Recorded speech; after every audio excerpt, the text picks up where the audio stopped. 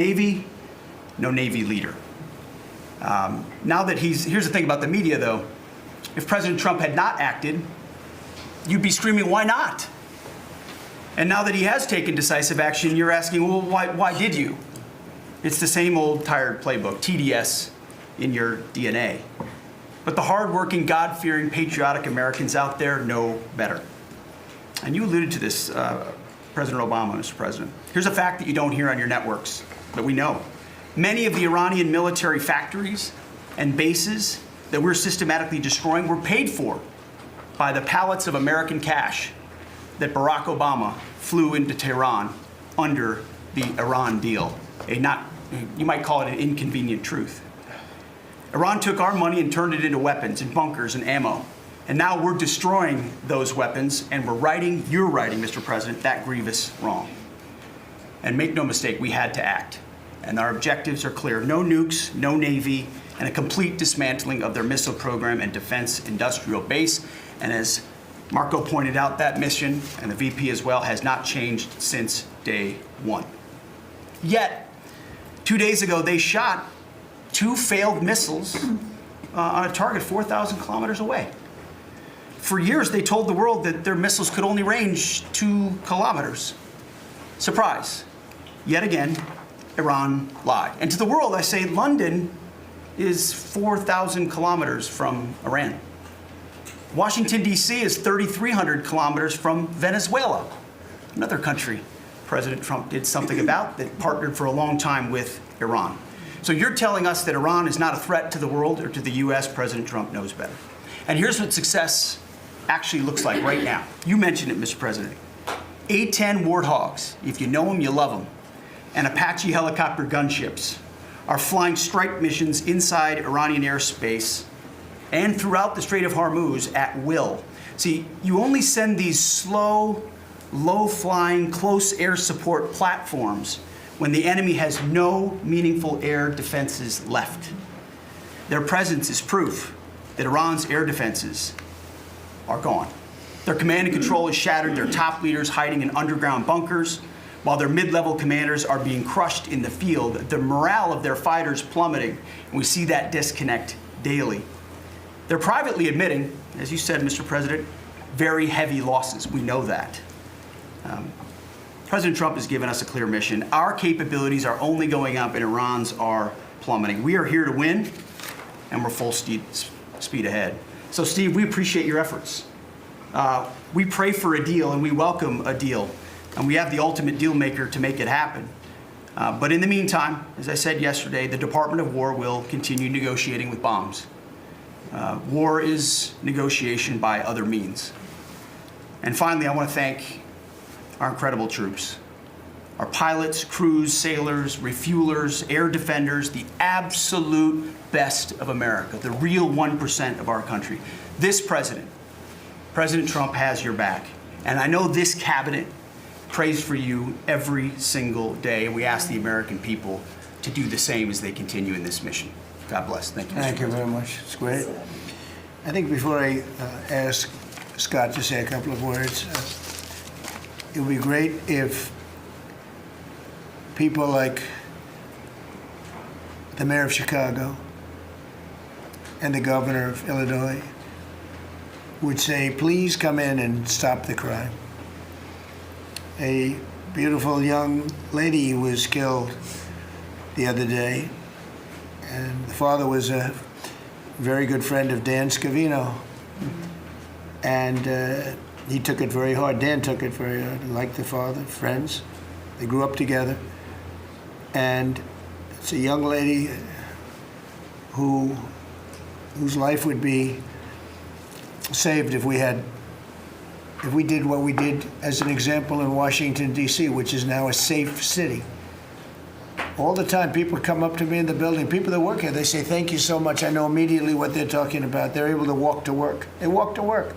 You all walk to work. Some of you were mugged. I know you told me stories. Some of you were mugged. One person in particular was viciously mugged in the group right here. It's not happening anymore. You have a safe city. Louisiana, the governor of Louisiana called me, can you help me with New Orleans? They just had the Mardi Gras. He said it was the safest Mardi Gras we've ever had. sounds terrible to say, no murders. You know, it sounds like, who would say this? No murders, but they always had murders. They had a lot of crime during Mardi Gras. He said virtually no crime. We had the troops down there. Memphis, Tennessee, I just got back. We were there. Crime is down 75%. In a short period of time, we're there 5 months. We could do that for Chicago. We could do that for New York. We could do that for LA. And we could do that for, frankly, San Francisco. I know they have a mayor who's trying very hard. He's a Democrat, but he's trying very hard. But we can do it much more effectively because he can't do what we do. He can't take people out from the city and bring them back to the country from where they came, where they were in prisons. They were allowed to go in prisons. There were drug dealers, the highest level drug dealers, murderers, 11,888 murders. We do things that they can't do. I had friends calling me up from San Francisco. Could you give him a chance? I said, absolutely. If you want him, we'll give him a chance. He's trying. He's doing okay, but we could do much better. We could make it a lot safer than it is. San Francisco, a great city, was a great city, could quickly become a great city again. But, you know, they're going very slowly. I tell my friends, they're very substantial people. They're in a certain business where people have made a lot of money. I hope that lasts.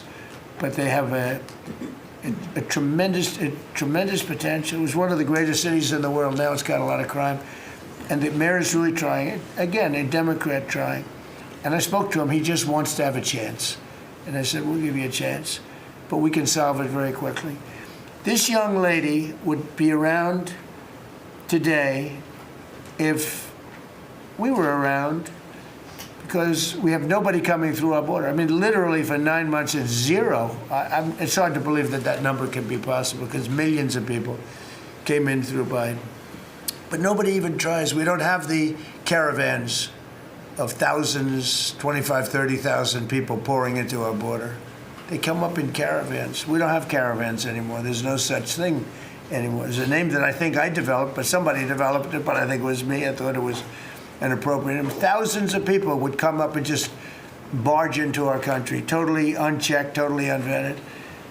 And this man came in, Dan, right? And he came in through the ridiculous open border of Biden. If we were there, the election was rigged.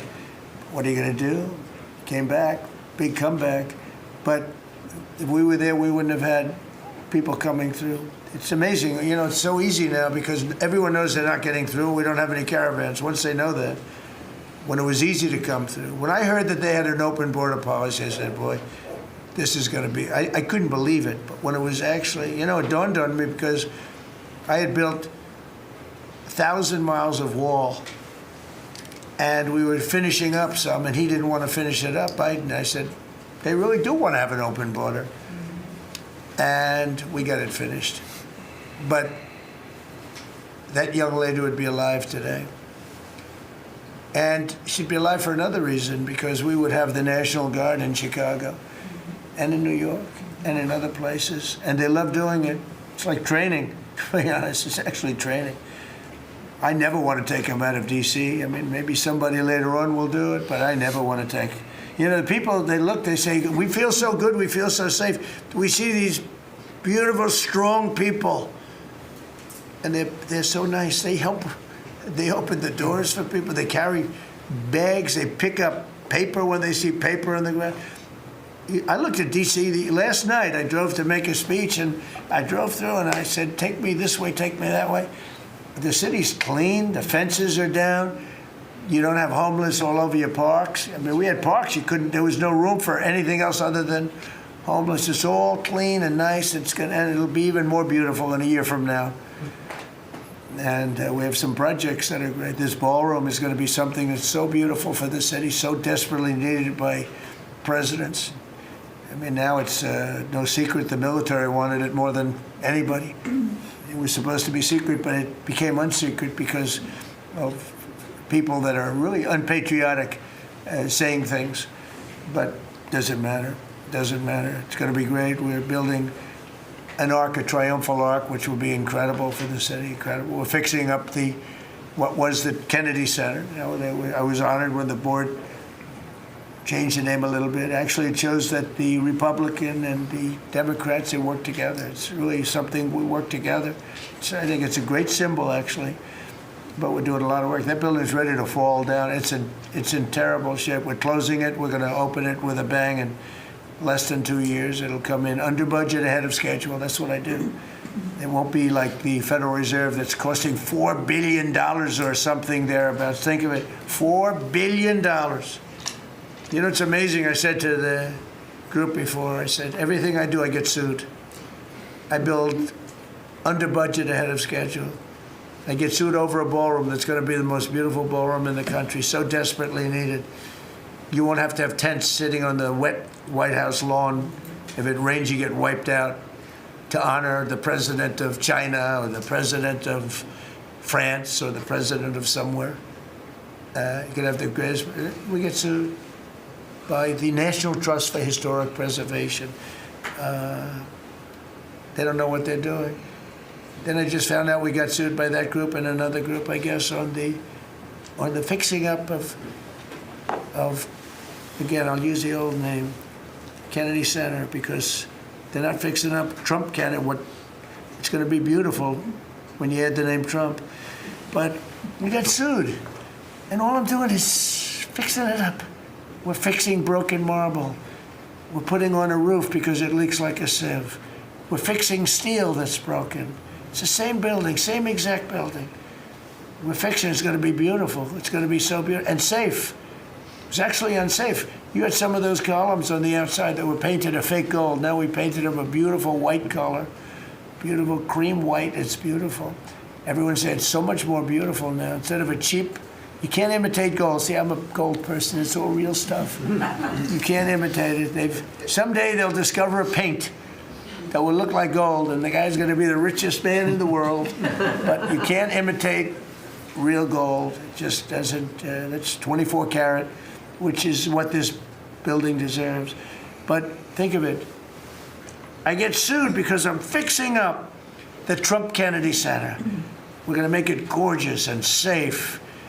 We're fixing new windows, new this, but just all fix up. I got sued by preservationists. But you know who they didn't sue? The man that took this beautiful Federal Reserve building. That's small, much smaller than the hotel I built. I built the Waldorf Astoria Hotel down the road. And it was a beautiful job for $201 million. It's bigger, I think, than the Federal Reserve building. And it's got rooms and bathrooms, and it's not like just an open office space, which is much cheaper to build. Think of this. I hear he's going to be over $4 billion for a little building. He doesn't get sued by anybody but me. I sue because it's either somebody's very crooked, which has to be, because what happened to all that money? You can't sue. I would have done that building for $25 million. It's going to cost maybe $4 billion, and we have a great new person coming in to take over the Fed. And Kevin may not ever have an office, because I don't know if they're going to be able to build. I passed that building the other day. It's a see-through. You know what see-through means? There's no walls up. And they're going to spend. But the National Trust for Historic Preservation, which is a joke, by the way, they didn't sue that building. They didn't sue anybody. But they sue me, and I build. And by the way, my buildings, it's all donations. Rich people and people are putting up the money. Zero taxpayer dollars. Is that right, Scott? Yes, zero taxpayer dollars. This stuff is all done for free, and I get sued. This could only happen to Trump. But they don't sue the guy whose interest rates are too high. That's why we call him Too Late. His name is Jerome Powell. We call him Jerome Too Late Powell. And done a terrible job. He suffers from Trump derangement syndrome, as he probably should, because I hit him pretty hard. But so I don't blame him. But they don't sue a man who has taken this gorgeous building, ripped it down from the inside, taking ceilings that are as beautiful as you've ever seen, taking the ceilings down instead of leaving them, taking walls down that were 2 feet thick of solid concrete and plaster, replacing them with 6-inch walls with no insulation. I said, let me ask you, are you going to put insulation in? No, it's not in the budget. Oh. Insulation costs $5. Now you're going to hear the guy next door. If he's next door to me, I'll be able to hear his military plan. I'll know exactly. If Lutnick is in there, I'll say, oh, I know exactly what Lutnick's got planned. It's the craziest thing I've ever seen. They've ripped this gorgeous building apart, and you can never build it again. I could, but it costs a lot of money. But a normal person can never build. So you're going to have crummy little walls, a flat little ceiling eventually, but right now you don't have anything. And nobody sues this guy. And then when Jeanine Pirro, working with Pam and others, has the courage to sue to find out what happened to maybe $4 billion and a building that may never be occupied by Kevin Warsh. He may never get there. We're going to have to find him some space in the White House. We'll put him in the basement of the ballroom. But when, now think of it, when Jeanine Pirro and Pam and the group, when they bring a suit, it's like, oh, this terrible thing. And then we have a judge that attacks us. So we've got to get our priorities straight, you know. It's a very sad thing that's happened with the Fed. And then just one other thing very quickly, you have Gavin Newsom in California Railroad. That's 100 times over budget. It's out of control. It was supposed to go from the middle of San Francisco to the middle of LA. Well, now it stops way short of both. It now goes into areas that nobody ever heard of. It's billions and billions of dollars over budget, years and years, maybe decades late. And that's why we have a country that has a lot of problems, you know. We have incompetent people. It's all people. Think of this, Federal Reserve, I would have had that building done for $25 million. I would have, if I did it, it was up to, somebody else would have done it for more. So maybe 50. But you could have done that building, if it was properly done and planned, you would have done that building for, I would have done it, for $25 million, and it would be better. It would be better. See this pen right here? This pen is an interesting example. It's the same thing. So this pen is very inexpensive, but it writes well. I like it. But I can't have the pen the way it was. You know what it is. I don't want to give too much publicity, but they do treat me well. Sharpie. So I came here, they have $1,000 pens. And you know, you hand pens out, you're signing and you hand them out, you're handing them to all these people. Sometimes you have 30, 40 people. And they were $1,000 a piece. Beautiful pen, ballpoint. 1,000, it was gold, silver, gorgeous. But I'm handing out to kids that don't even know what they're doing. What is this, Mommy? It's kids. They're getting a pen for $1,000. They have no idea what it is. And I feel guilty because I'm like, you know, I'm by nature, I don't, you know, it's the government. I love the government like I love myself economically. I want to save money. So I'm saying, this is crazy. And it had another problem. They didn't write well. So I take it out and I saw it and there's no ink. And I got all you people looking and you're saying, there must be something wrong with Trump. And I'm signing and there's no ink in the pen and it costs $1,000. This one, I called the guy. I said, I'd like to use your pen, but I can't have a gray thing with a big S on it saying Sharpie. As I'm signing a $1 trillion airplane contract to buy brand new fighter jets, brand new B-2 bombers, of which we just ordered plenty. I can't do that with the press. Use your pen, but I like the pen the best, but I'll sign it. I could do like Biden did, you know? Give it to somebody else to sign, or an auto pen, or maybe sign it separately in another room, but I can't use your pen. He said, well, I can make it nicer. I said, what can you do? He said, I'll paint it black. I said, that's nice. And I can even paint the White House on it, sir, if you like, in gold. Almost real gold, not bad. And I can even do your signature, sir. And by the way, this was not staged. I just saw the pen sit there, and I thought of this as an example of how $25 million spent by me at the Federal Reserve Building would be a better job than $4 billion that they're spending. And you know, one of the things that Kevin Warsh told me, he said they ripped down the nicest building. I don't know what building they're talking about. They ripped down a building, Scott, right?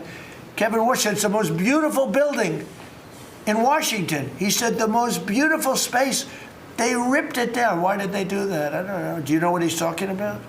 Is it true? Yes, sir. They ripped it down. We have a moron at the Fed. Who wouldn't be lowering interest rates right now?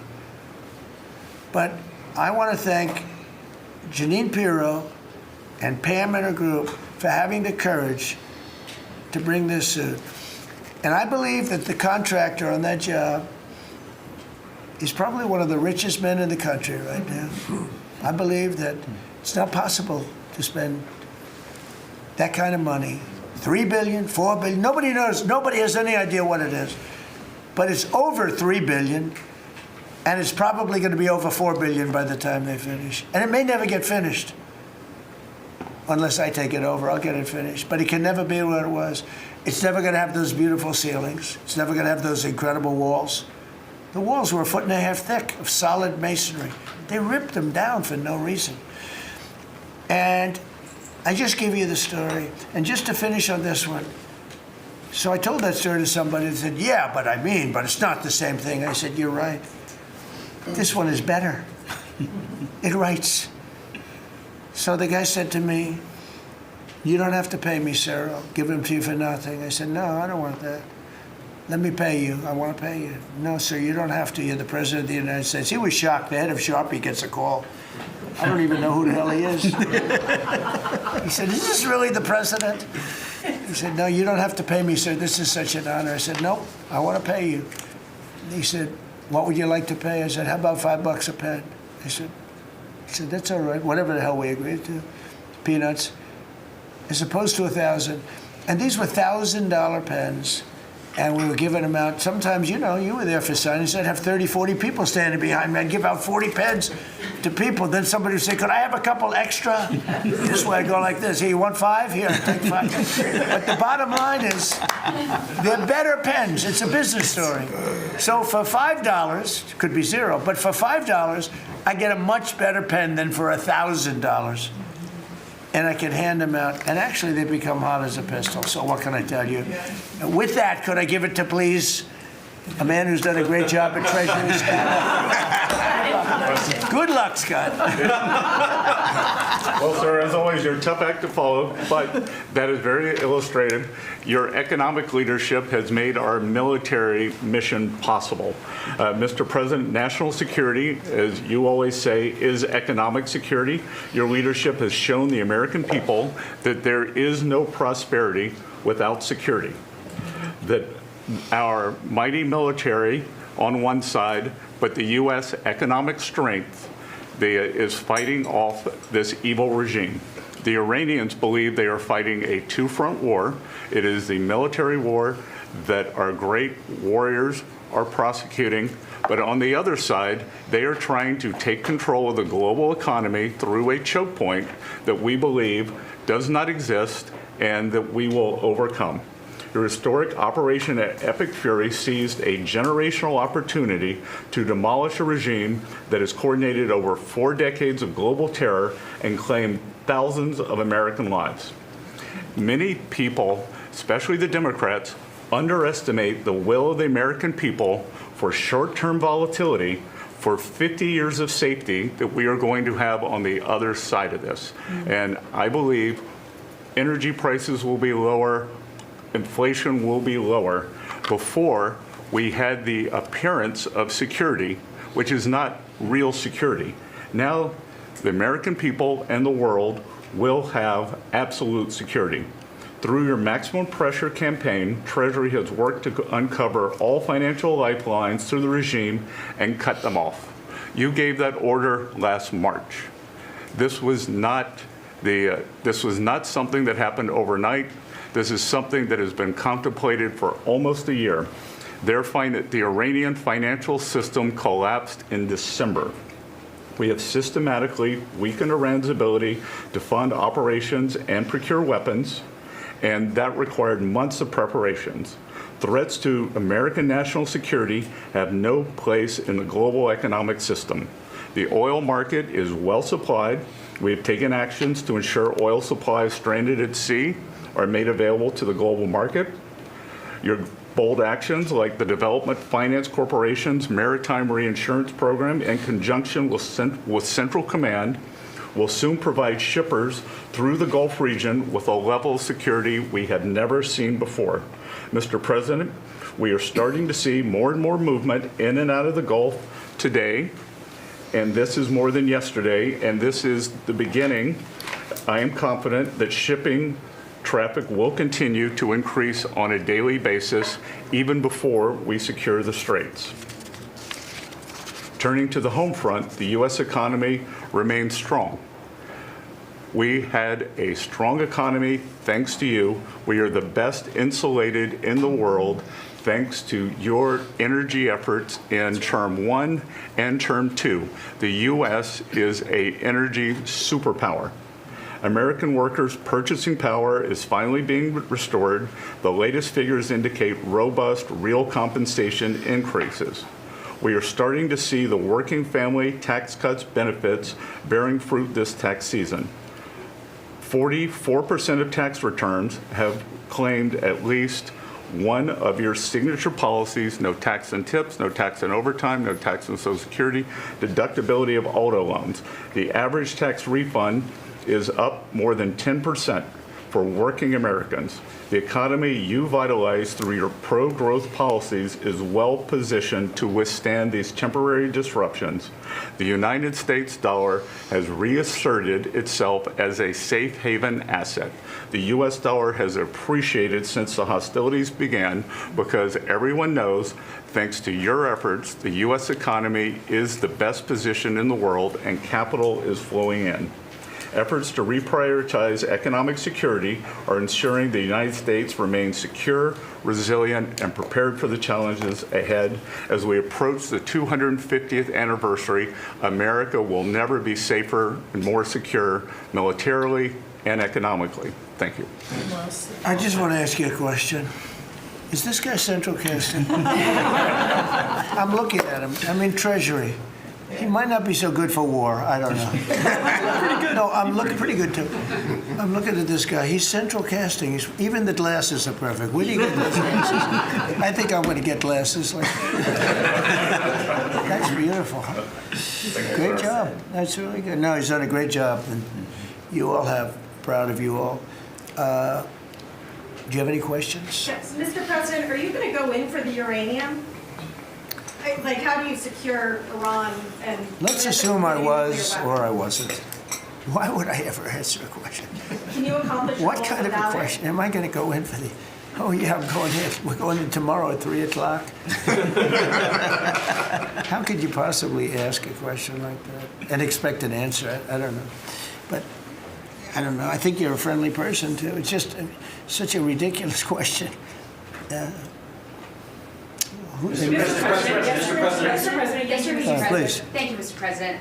There's been a report that potentially the U.S. is looking at diverting some munitions, air defenses that were meant for Ukraine to the Middle East. Is there any accuracy to that? Is that something you're considering? Well, I'd have to ask me, but we do that all the time. You know, we have tremendous amounts of ammunition. We have them in other countries, like in Germany and all over Europe. We have, you know, we're packed.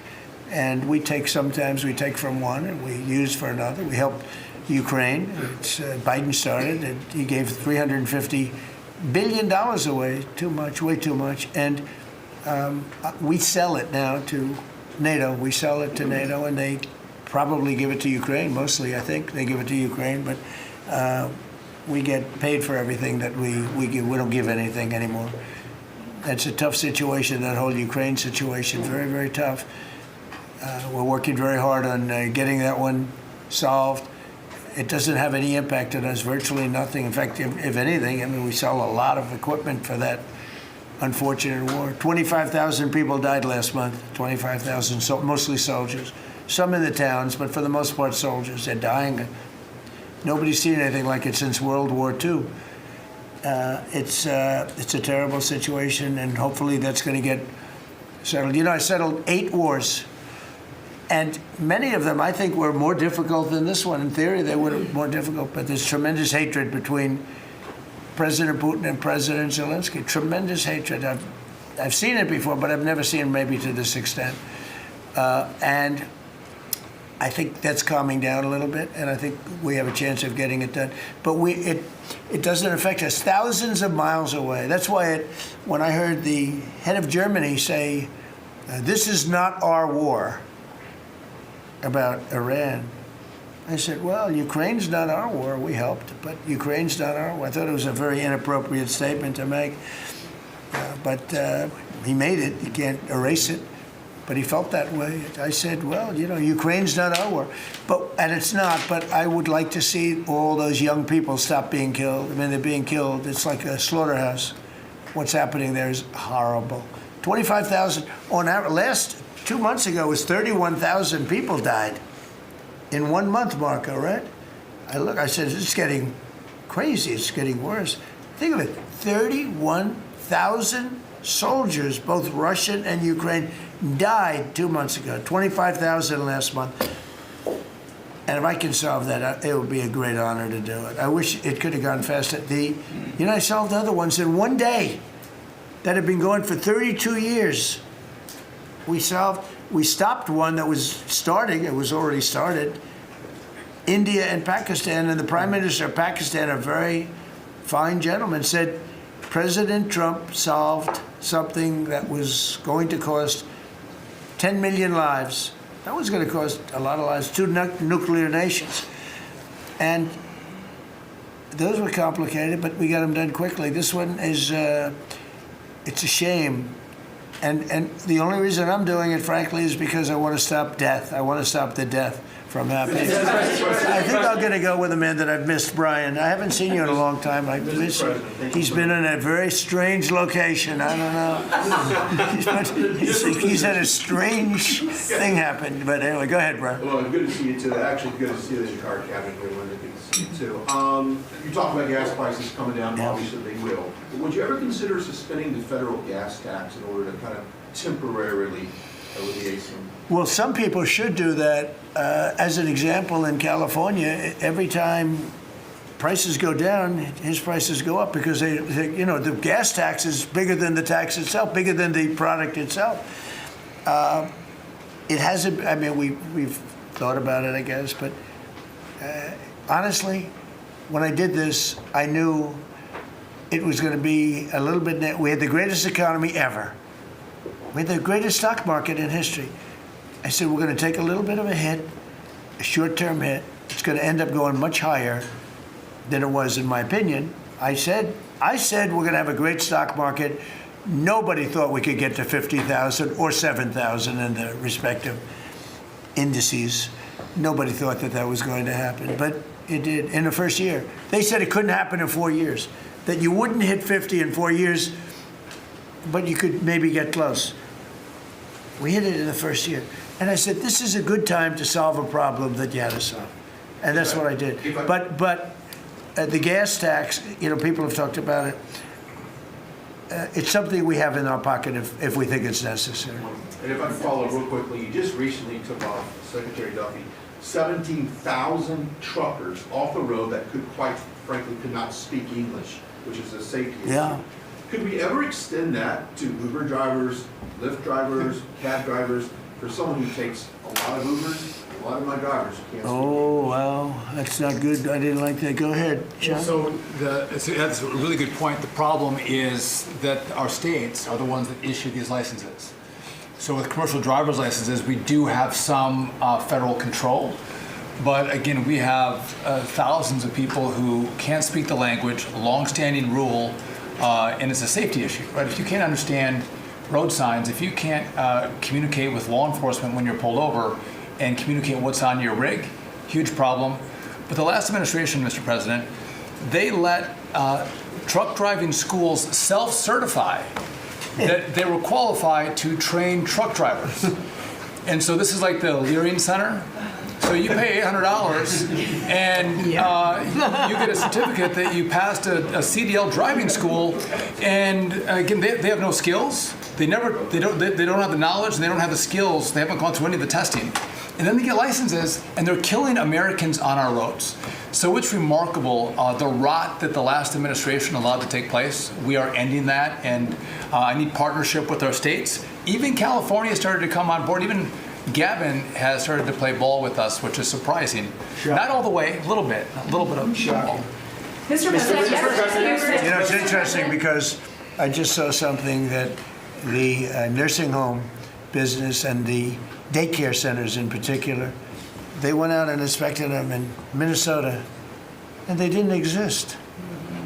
They're knocking on, there happens to be a young man, Nick, nice young man. He's done a very good job. They're knocking on doors. It's like homes. And they're getting hundreds of thousands of that. They didn't exist. And in California, it's worse. It's even worse. And I spoke with Russell Vogt. I said, Russell, don't send them any money. He said, but we have a court order that we have to. Can you believe it? A judge. The judges are really hurting this country. Our judges, Justice Roberts doesn't like when I say it, but the judges are really hurting this country. And frankly, the justices, the Supreme Court, has really hurt our country too. Mr. President, do you have a new deadline, given that there are some talks now? Do you have a new deadline before taking? No, I'll announce it. I mean, right now, you're talking about a deadline for doing some pretty big damage, even bigger than we've done. We'll see. Look, we have very substantial talks going on with respect to Iran, with the right people. You know, I told you about a present, right? Steve, can I reveal the present?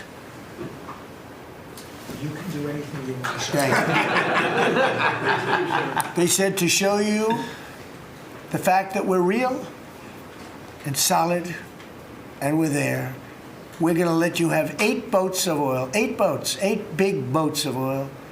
This was 2 days ago. And they'll sail up tomorrow. That was 3 days ago. And I didn't think much about it.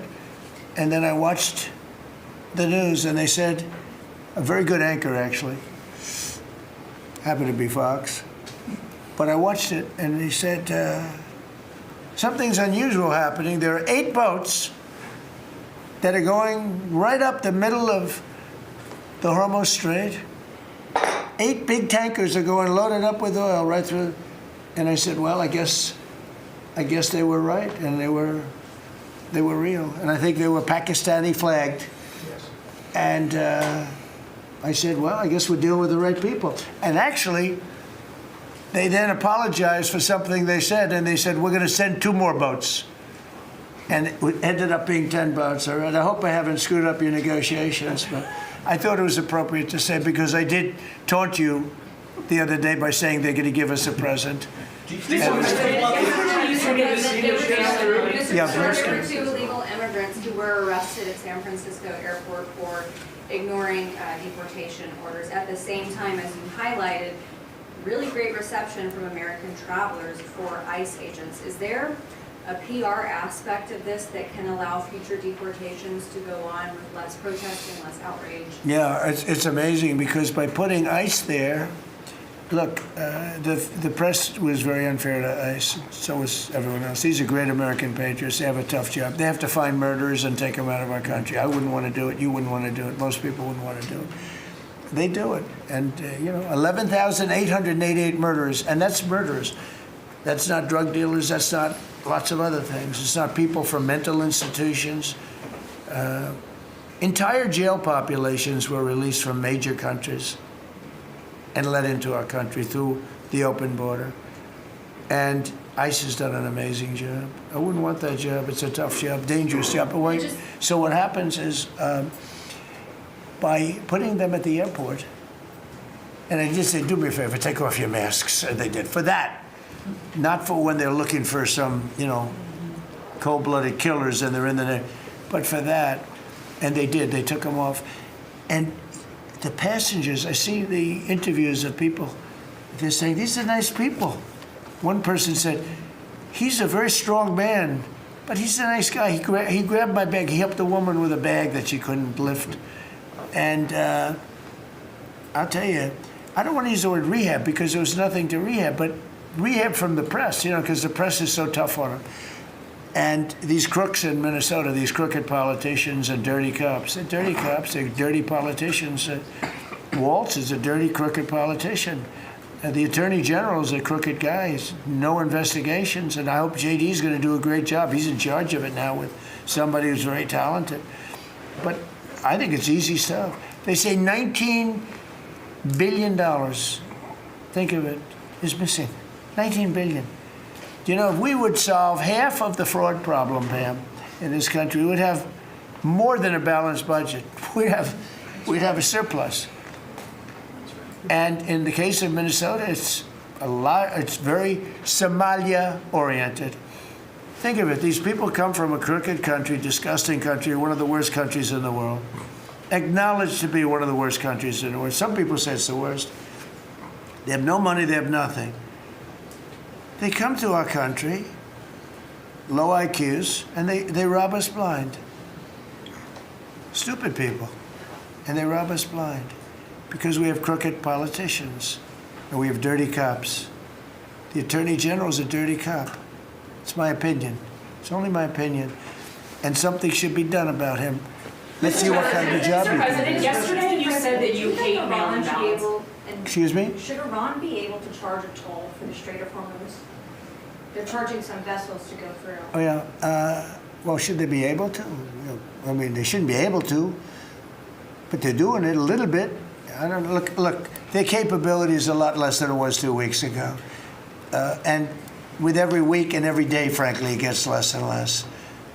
All I can tell you is they're begging to make a deal. So let's see what happens. We may make a deal. Yesterday you said that you hate mail-in ballots. Tell me about mail-in ballots. Go ahead. You mean I used a mail-in ballot? You probably said, yeah, I did. Why did you You know use what? that? Is Because there I'm a bias? President of the United States, and because of the fact that I'm President of the United States, I did a mail-in ballot for elections that took place in Florida, because I felt I should be here instead of being in the beautiful sunshine But you taking. were in Palm Beach, sir, the last few weekends. That's right, and Could you have gone in I person? decided that I was going to vote by mail-in ballot because I couldn't be there, because I had a lot of different things. But you know, we have exceptions for mail-in ballots. You do know that, right? So if you're away, we have an exception. If you're in the military, we have an exception.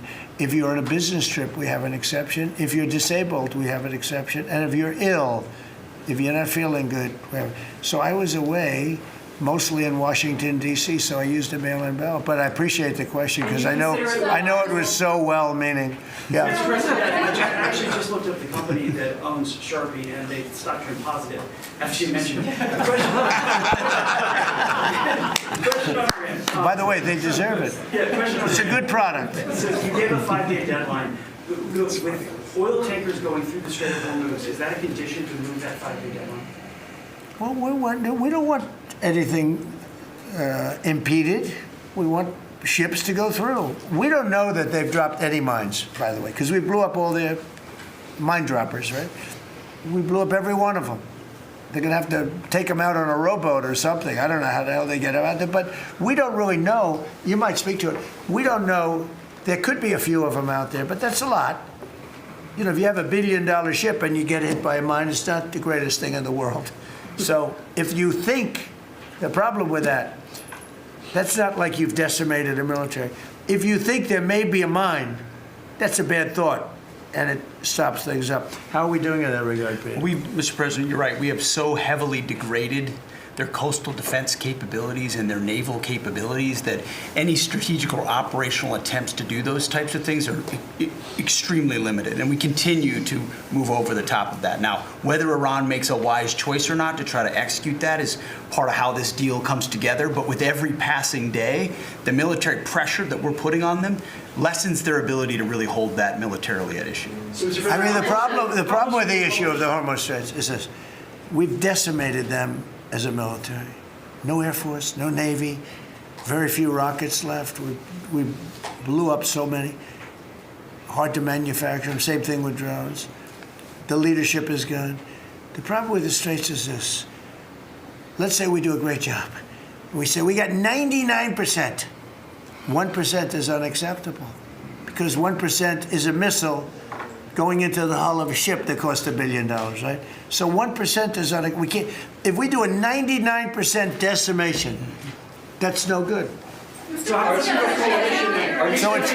it's really, you know, a little bit. But I have a feeling it's going to clean up pretty quickly. How close are you to I could just say this: they want to make, and I probably hurt our little negotiation. It gives them a little impetus to say, well, I wish you didn't say that. But they said yesterday that we weren't negotiating with them, and now they admit that we were negotiating with them. So they want to make a deal. The reason they want to make a deal is they have been just beat to shit. So the Are you President. thinking of taking control of Iran's oil? It's an option. I mean, I wouldn't talk about it, but it's an option. Is that something you've thought about? Well, in Venezuela, we've done very well working with Venezuela, certainly. And we've taken in billions and billions of dollars. And by the way, Venezuela is doing better right now than they've ever done in the history of their country. And it's sort of like a joint venture. But the United States has made a lot of money, Marco, right? With it. Do you want to talk about that for a second? About Venezuela? Yeah. Yeah, I mean, I think Venezuela in the first 2 months of this year generated more revenue from oil sales than they had in most of all of last year. But the money's not being stolen anymore, and it's being held in a U.S. Treasury blocked account. And to the extent it's flowing to the Venezuelan government, it's going to help people, like fund hospitals, pay teachers. It's not And we being get a stolen. lot of it, and they got more than they have in many years. Think of it. We get a lot of it. We have a deal. We get a lot of it. We had 100 million, think of this, 100 million barrels we took in the first 2 weeks. 100 million barrels. That's a lot of oil. It's a lot of ships. And we got some, and they got some. We paid for the ships. A lot of money left over. And Venezuela has done better now with us. Call it a partner, call it whatever you want. We've made a lot of money, and they've made a lot of money. We've paid for the cost of that military hit many, many times over. And we've only just started. Our relationship with Venezuela has been amazing. The people, actually, I'm the highest polling person. In other words, after the presidency, I think I may go to Venezuela and run for president against Elsie. I may run against Elsie. It's an option. No, they like me in Venezuela, but it's an option for me. It's a wonderful option. Yes. There's some reports that Gulf allies are concerned about winding down the war too soon and potentially leaving Iran. Well, they probably like us to stay, but the concern. If we don't stay, look, it's a beautiful thing about airplanes that go 2,000 miles an hour is you can get back there very quickly. If we don't stay, we're going to be protecting them. We know, they've been very good. Hey, Qatar, Saudi Arabia, in particular, Qatar, Saudi Arabia, UAE, the three of them, Kuwait, Bahrain. They've been 100%. Now, in all fairness, they could have gone the other way. They were surprisingly missiled. They were shot at. Nobody ever thought they'd be shot at. UAE had 1,400 missiles aimed at them. Fortunately, they had the greatest anti-missile weapon in history called the Patriot. Almost every single missile was shot down. We had an incident recently where 101 missiles were shot at a certain thing that we own. It's very valuable. 101 missiles going 2,000 miles an hour. Out of the 101 missiles, every single one of them was shot down in midair and fell into the ocean. It's amazing technology. There's nobody has equipment like we have. Is it even possible to wind down the war while Iran still has that enriched uranium? Is it even possible to Well, wind you're down? going to have to see, but, I think we're in just very good shape. We're roaming. You know what we're doing? You know the word roaming free? We're over their skies with the most beautiful planes you've ever seen. Roaming free, there's not a damn thing they can do about it. And it would be nice if, like the fake news New York Times, which writes so fake, and the Wall Street Journal is terrible, terrible. I mean, I read a story today that I'm desperate to make a deal. If I was desperate, he'd be the first to know. Pete, let's get the hell out of there. I'm the opposite of desperate. I don't care. I want to know. In fact, we have other targets we want to hit before we leave. We're hitting them on a daily basis. No, I don't talk about you. I can't talk about specifics. A lot of people say that wouldn't matter. Maybe it does matter. Who knows? But I wouldn't talk. It's like the question this young lady asked. Sorry about I embarrassed her. I don't want to embarrass you because I think I think she's a friendly reporter, so I'm sorry. But I can't say what we're going to do because if I did, I wouldn't be sitting here for long. They'd probably, what is it called, the 25th Amendment? They'd institute the 25th Amendment, which they didn't do with Biden, which is shocking. The hardest part is Venezuela is safe enough to leave the region, because Steve said that they've got enough uranium to make 11 bombs. That's a very scary thing. So, Well, it's again, I can't talk to you about that. You're asking me a question. You're essentially saying, will I go in and do something? I can't talk to you about that. Mr. President, you're looking at a coalition of ships to help, warships to help Yeah. protect tankers. How close are you to getting that coalition? Well, we have a coalition for them, but they should have been up here a long time ago. And you know, they're affected. The amazing thing is we don't need the Hormuz Strait. We don't need it. We don't need it at all. We have so much oil. Our country is not affected by this. We have twice the amount of oil as Saudi Arabia or Russia, and soon it'll be 3 times the amount. Chris, do you want to speak to that for a second? Yeah, that's correct. Our total oil production is greater than Saudi Arabia's plus Russia, and more than we consume in the United States. So we're the largest. Pretty Yeah, good. pretty You know what they call it? Drill, baby, drill. Yes. Mr. President, Anything else you want to say? Well, it's same thing for natural gas. We went, before your first term, we were the largest exporter of natural gas in the world. Today, we're just by far the largest. I mean, we're the largest importer, now we're by far the largest exporter, and it's growing rapidly this year. New facilities are coming online, production's ramping up. We're doing an amazing job. We're getting a lot of help from that man right over there. He's getting approvals done quickly and very environmental. He's an environmentalist, actually. He does a great job, but he gives you a fast approval or rejection. Do you have anything to say? Well, back on Venezuela, where Chris and I have both had a chance to be there, I literally think they're going to put up a statue to President Trump. And I'm not being, it's not a political statement, it's an actual thing. So. That would be a great honor. No, because it's like they view President Trump like Simon Bolivar. He's the liberator of a country, and this is a country where they love American baseball. You look on the street, they're wearing NBA jerseys, and Delcy and her team working with us, getting back. Chris and I both experienced it was the first time in Venezuelan history that they had the free press allowed to come on to essentially where the White House, the Palacio Miraflores, and it was an emotional thing for people that had been for 20 years had never had a chance to be there.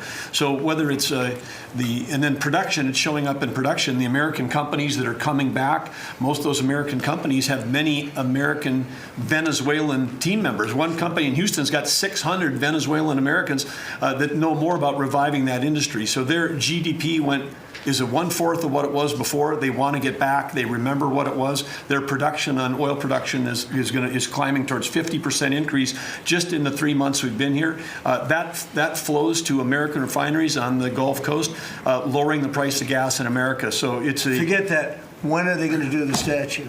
The hell with you.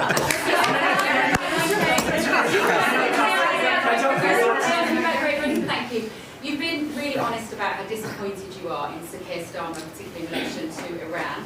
So I'm curious about your phone calls with him, how easy they might be.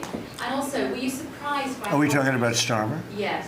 And are you surprised by how weak... I think he's a lovely man. I do. I think he's a lovely man. But I think he did something that was shocking. He didn't want to help us. And maybe in particular that country, we were the longest bond, the longest ally. Australia, too. Australia was not great. I was a little surprised by Australia. I wouldn't say anybody was great other than the 5 countries in the Middle East. We never really had very much support. We spend trillions of dollars supporting countries, and this is Little League. This isn't the big league deal. This is sort of Little League pool for us. This was look, we decimated them in a period of a week. In the first week, it was over. In the first few days, it was over. I think the Navy took us 3 days to essentially annihilate that. They weren't there. So if there's ever a big one, which I hope there's not, but if there's ever a big one, I don't think they're going to be there. And that's not fair. And we have to remember that as a country, because we spend trillions of dollars protecting Europe, protecting the countries of NATO. They weren't there for us. For small time. This is small time. You know what? Venezuela is a big deal, but it's not the big one. They weren't there. So what makes you think they'd be there if we needed them for something?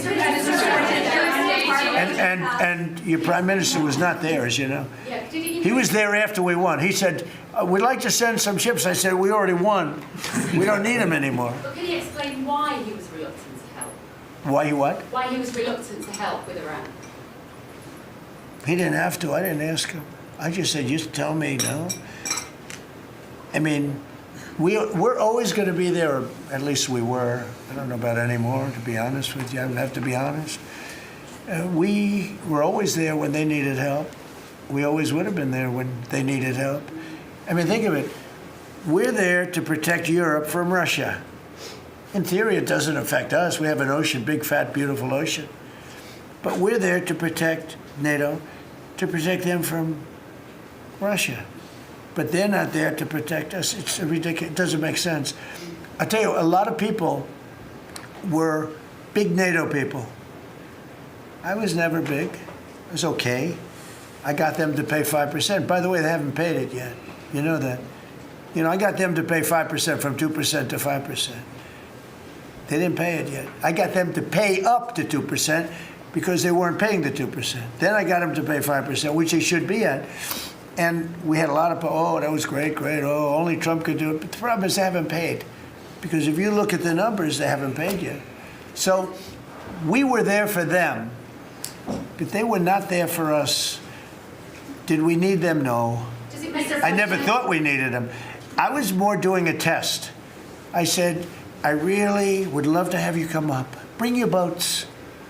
You can sail through the beautiful Hormuz Straits, and you can protect people that are being shot at. They didn't do it. And that's small potatoes. Do you understand what I'm saying? Yeah, I do. Go ahead. I was just going to say, does it affect the state visit with the King that you're going to have in April? Are you looking forward to that? With the King? With the King coming here? No, he's a friend of mine. He's a great gentleman. As you know, he honored me and our country. He really honored our country. But we had an amazing time. I've known him as Prince Charles. I know him as King Charles. I'm proud of him. He's fighting a tough battle. He's tough. I think he's a fantastic. It has nothing to do with that. It's different. But he's going to be here very soon, as you know. We're going to have a state dinner. It's going to be great.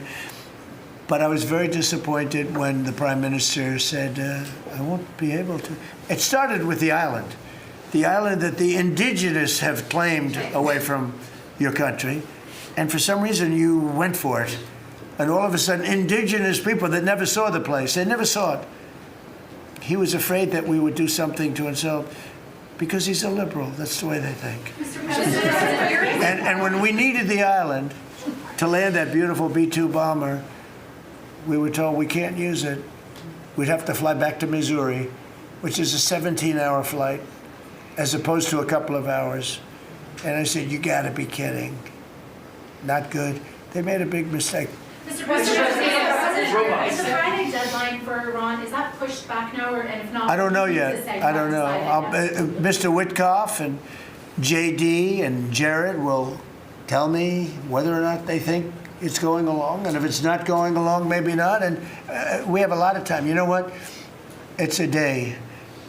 In Trump time, a day, you know what it is? That's an eternity.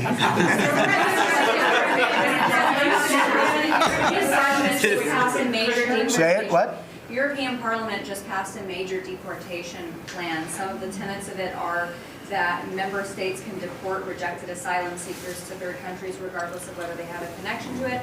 It allows for detention periods of up to 2 years and also offshore return hubs or detention centers similar to ours. Who did this? Which country? European Parliament, and the vote was not close. It was 389 in favor to 208 against. I'd vote with them, yeah. Europe is where you are now. Do you think that will move the needle with Democrats? I don't care about the Democrats. The Democrats hate our country. The Democrats are in chaos right now, and they have no common sense. You know, they have one quality that's amazing. They stick together. And it's harder because they stick together in a ridiculous policy like men playing in women's sports, open borders for everybody, including murderers and anybody else that want it. We're open to you. Come in, murderers. You know why they do that? They do that for a couple of reasons, but they do it for votes because they think they're going to vote for the Democrats, even though I did great with the Hispanic vote, tremendous with the Hispanic vote. You know, I turned that whole thing around. the Hispanics like me and I like them. And you know, it's interesting with Hispanics. When I built the wall, everybody said, oh, that's going to ruin us for the Hispanic. It was just the opposite. They know all about immigration, and they know all about death and crime, and they're smart people, and they have common sense. They wanted to be protected from the people that were coming into our country. So, you know, I won the election with a very tremendous Hispanic vote, and I think it's higher now than it was then. So we're a party of common sense. The Democrats are a party of insanity. They're a party that will destroy our country. If I didn't win this election, I believe our country would have been destroyed by now. 1 year, that's all it would have taken. If you had Kamala or Sleepy Joe, either one, it wouldn't have mattered. They're the same thing. Two sleepy people, two stupid people. I believe, and by the way, Gavin Newsom, who is one of the candidates, I believe he took himself out of the running when he says he suffers from mental disability. And a reporter said it was terrible that I talked that way about somebody with mental disability. I said, I have no problem with it, but I don't want a person with mental disability to be my president. I mean, you don't want to have a person with mental disability being your president. And Gavin Newsom said that he can't read a speech. He can't do almost anything. And then he said he's as dumb as all the people in the room. And he got accused of being a racist, which was an amazing thing. I thought it was the worst interview I've ever seen anybody give. He's actually a very stupid person. So I believe he's out of the running. I think that statement, that interview, he admitted that he's a stupid person. I don't want a stupid person being president. You know, I'll say it right now. I say it because no press never reports it. I'm the only president that ever took a cognitive test. I took it 3 times. It's actually a very hard test for a lot of people. It wasn't hard for me, but it's a cognitive test. It starts off with an easy question, and by the time you get to the middle, it gets tougher. By the time you get to the end, very few people can answer those questions. They get very tough, mathematical equations and things. I took it 3 times. I aced it all 3 times in front of numerous doctors that I have no idea who they are. And I was told when I went in, they said, Doc Ronnie told me this. My current doctors were fantastic doctors. They said, well, if you take it, you know, it's Walter Reed. It's essentially a public hospital. And if you do badly, it's probably going to get out. But I aced it. I got them all right. And one doctor said, I've never seen anybody get them all right. I've been doing the test for 20 years. I want people, I would love to see anybody that's a president or a vice president or anybody that has any chance of being a president, I would like to see them take a cognitive test, because we had a man in this office that had no clue what was happening. And let me give you a little secret. He wasn't a smart man 30 years ago. And I'll tell you about President Obama. He wasn't a smart man either. I know all about him. He wasn't a smart man, highly overrated. He was a great divider. And our country can't go through that anymore, can't go through. We have done an amazing job. I had to do a little stopover. I call it an excursion. I had to do a little stopover in Iran, and we had to knock the hell out of them because our country would not have been safe. The world wouldn't have been safe. I've done a great favor for the world. The world has not been reciprocal, because when I told NATO, where we give billions and billions of dollars, trillions over the years, I said, do you mind coming up and giving us a little hand with the streets? Send up some. They didn't want to get involved. And I believe that's going to cost them dearly. Thank you very much, everybody. Thank you. Thank you very much. Thank you, Mr. President. Keep moving. Thank you, guys. Keep moving. Thank you. Thanks. Keep moving, guys. Hitting Iran's military capabilities at a level that few people have ever seen before. People never knew there was such a capability. We have the strongest military anywhere in the world by far. I built it during my first administration, and I used it during my second administration. Unfortunately, because I'd rather not have to use it. But it's a display of force and precision and skill like nothing the world has really witnessed, although you got a pretty good witnessing of it in Venezuela also. And that was a smaller version of what we're doing now. We're crushing their missiles and drone stockpiles, destroying their defense industrial base. We've wiped out their Navy completely, their Air Force completely. We've wiped out a large percentage of their missiles. And the missile launchers, without the launchers, the missiles don't do any good. And we've knocked out probably close to 90% of the launchers, probably more than 90% of the missiles themselves. Between some they fired and more than they fired, we knocked out. We've also destroyed a lot of the factories. We're continuing to do that, but a lot of the factories where they manufacture the drones and the missiles. The drones, too, are way down, but the reason they're down is they go one way and they don't come back, because for the most part, we're shooting them down. But we also are able to, we've really done tremendous damage to the places where they make them. And just so we set the record straight, because I've been watching the Wall Street Journal's fake news and all these stories that get printed like, oh, I want to make a deal. They are begging to make a deal, not me. They're begging to make a deal. And anybody that saw what was happening over there would understand why they want to make a deal. But they say, oh, we're not talking to them. Anybody would know that. And only a total fool. And they're not fools. They're very smart, actually, in a certain way. And they're great negotiators. I say they're lousy fighters, but they're great negotiators. And they are begging to work out a deal. I don't know if we'll be able to do that. I don't know if we're willing to do that. They should have done that 4 weeks ago. They should have done it 2 years ago. Or they should have done it when we first came into office, because 2 years ago they had free reign under Biden. Sleepy Joe, worst president in the history of our country. What he allowed to happen to our country at the borders, and even with a thing like this. But not just him. Every president for 47 years, every president should have done this. They should have done it a long time ago, because you cannot give lunatics a nuclear weapon, and they would have had a big one. It stopped really when we did the B-2, but even before that, the Barack Hussein Obama, what he did where he gave them the Iran nuclear deal, gave them free will toward a nuclear weapon. Basically, he chose Iran over Israel and others that didn't want him to do it. But I terminated that deal. Had I not terminated that deal, you would have had a nuclear weapon years ago, and it would have been used, guaranteed. And one of the reasons you know about the guarantee is because their neighbors were sort of like bystanders. They weren't involved very much. They didn't choose heavy sides. They didn't want to, because people were concerned with Iran. There was a big black cloud over the Middle East. They were concerned, but all of a sudden the war starts, and they start shooting at these five, in particular, 5 countries. They start shooting at Qatar, Saudi Arabia, UAE, Kuwait, Oman. They start shooting at them, and everybody was shocked, including us. You know why?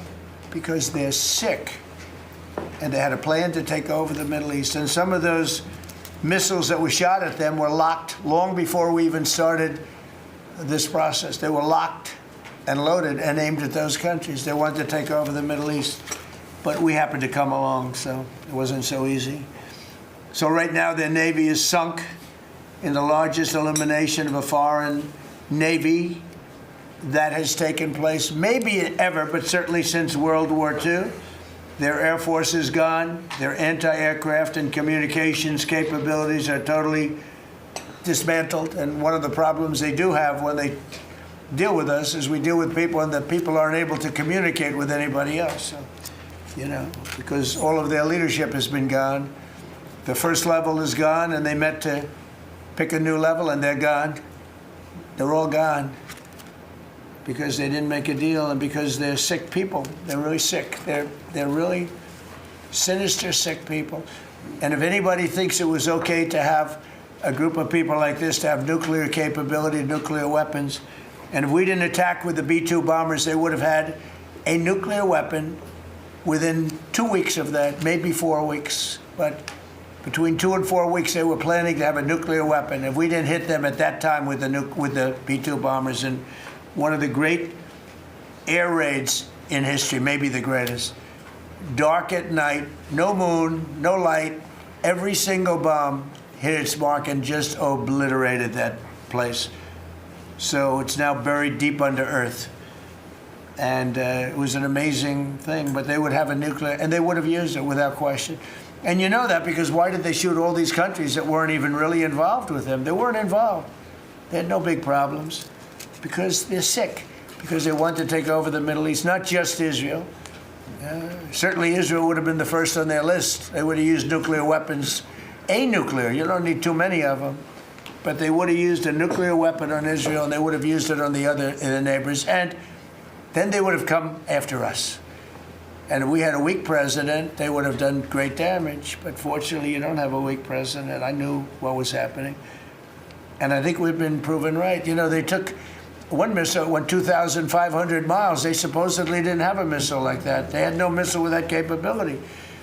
But they shot the now famous Ireland, the island that the UK was very afraid to give us because they didn't want to get dragged in. But we don't want to get dragged into their wars either. You know? It's one thing, we're very disappointed. I'll say it publicly. We're very disappointed with NATO because NATO has done absolutely nothing. And I've always said, 25 years ago, I mean, I was somebody that wasn't a politician, but I was always involved in politics and I understood politics. I said 25 years ago that NATO's a paper tiger, but more importantly, that we'll come to their rescue, but they will never come to ours. And I want you to remember that we said this. They didn't come to our rescue. Now they all want to help. When they're annihilated, the other side is annihilated, they said, we'd love to send ships. They actually made a statement, a couple of them, that we want to get involved when the war's over. No, it's supposed to get involved when the war's beginning, or even before it begins. We had the UK say that we'll send, this is 3 weeks ago, we'll send our aircraft carriers, which aren't the best aircraft carriers, by the way. They're toys compared to what we have. But we'll send our aircraft carrier when the war is over. I said, oh, that's wonderful. Thank you very much. Don't bother. We don't need it. And we don't need it, and we don't need them. We estimated it would take approximately 4 to 6 weeks to achieve our mission, and we're way ahead of schedule. If you look at what we've done in terms of the destruction of that country, I mean, we're way ahead. Think of it, they have no Navy, and they had good ships. 154 ships have been shot down and are resting very nicely at the bottom of the sea. And we did that in a matter of less than a week. Because we have the greatest military in the world by far, nobody even close. So we estimated it would take approximately 4 to 6 weeks to achieve our mission. 26 days in, we're extremely, really a lot ahead of schedule. The Iranian regime is now admitting to itself that they have been decisively defeated. They're saying to people, this is a disaster. They know it. That's why they're talking to us. They wouldn't talk otherwise. But they're talking to us because they've got a disaster in their hands. They're defeated. They can't make a comeback. We're free to roam over their cities and towns and destroy all of their crazy nuclear weapons and missiles and drones that they're building, and we're doing that. They now have a chance to make a deal, but that's up to them. And they'll tell you, we're not negotiating. We will not negotiate. Of course they're negotiating. They've been obliterated. Who wouldn't negotiate? They are begging to make a deal. We'll see if we can make the right deal. And if they make the right deal, then the strait will open up. Hormuz Strait will open up. And even now, we don't know if there are any mines. You know, they have 22 they call mine droppers. Think of it. Who would have 22 mine droppers? There's a boat that drops mines. Who has 22 mine droppers? Except for people with very evil intention. So every one of those mine droppers has been struck with the same weapon we used to stop drugs from coming into the United States of America. When we hit those boats, it's the exact same weapon, extremely effective. We have unlimited supplies and extremely effective. But they have no more mine droppers. By the way, speaking of drugs, we're 98% down drugs coming in by water, by the ocean, by the sea. 98%. And we're trying to find out who are the 2% because we think they're the bravest men anywhere in the world. Maybe women. But whoever's on those boats is very brave or doesn't watch television. But where drugs coming in by sea, coming in by water, are 98% down. And now we'll stop the drugs coming in by land. The land is the easy one. You had to stop the water. A lot of it came into the water. Now it's all pinched. And these people are trying to come in by land. And we will, that's it. That's the easy one. But we had to take care of the water first. Nobody's coming in. Virtually nothing is coming in anymore. It was hundreds of millions of dollars a week were coming in by water. But they now have the chance, that is Iran, to permanently abandon their nuclear ambitions and to chart a new path forward. We'll see if they want to do it. If they don't, we're their worst nightmare. In the meantime, we'll just keep blowing them away, unimpeded, unstopped. Well, there's not a thing they can do about it. They can't do anything about it, you know? I tell you, if they could, you'd be hearing about it. You'd be hearing about it. You don't hear anything about it. They can't shoot our jets. We have the best military equipment in the world, not even a contest. And you see that with Venezuela. They had other equipment, they didn't have ours, it didn't work.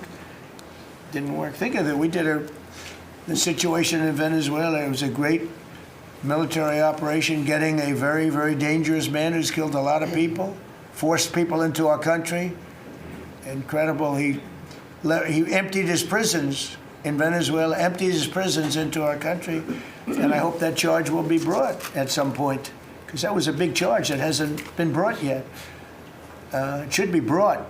He emptied his prisons into our country and was a major purveyor of drugs coming into our country. And he's now been captured and, I guess be given a fair trial. But I would imagine there are other trials coming because they've really sued him just in a fraction of the kind of things that he's done. Other cases are going to be brought, as you probably know. In the meantime, with Iran, we're going to keep doing what we've been doing, and nobody's a match for the United States, but they're not a match for the United States. It's small potatoes. That's why I'm so disappointed in NATO, because this was a test for NATO. This was a test. You can help us. You don't have to, but if you don't have, if you don't do that, we're going to remember. Just remember this in a number of months from now. Remember my statements. They have an expression, a great expression, never forget. You can never forget. So as we end threats to America abroad, we're focused here at home on building the greatest economy in the history of the world. Now, before this started, the Dow hit 50,000. The S&P hit 7,000. Both of those achievements were not achievable. Every one of you, most of you, I guess, said you'll never hit 50,000 during a 4-year period because it was too high a number. Well, we hit it in our first year. And I said, well, now we have to take an excursion to Iran and we have to stop this maniac who's no longer with us. The supreme leader wasn't so supreme, no longer with us. It's very sad. But we have to stop him from blowing up the world, blowing up the Middle East, and blowing up our country, and we did that. And frankly, I thought the oil prices would go up more, and I thought the stock market would go down more. It hasn't been nearly as severe as I thought. I think they have confidence in maybe the American president and maybe the people sitting around this table. But Americans filing their taxes this year are receiving record-setting refunds. It's been a very big story. Well, it should be a big story. I don't think you read about it that much, but I speak about it. I speak about it because if I speak about it, at least people hear. You don't write about it. You don't write about the drug prices going down. It'll be going down 30, 40, 50, 60%, 70%. Favored nations, called most favored nations, we're going to be paying the lowest price anywhere in the world. Before we paid the highest price in the world, Bobby, right? And now we're going to pay the lowest price in the world. That's quite a difference. It's a difference of from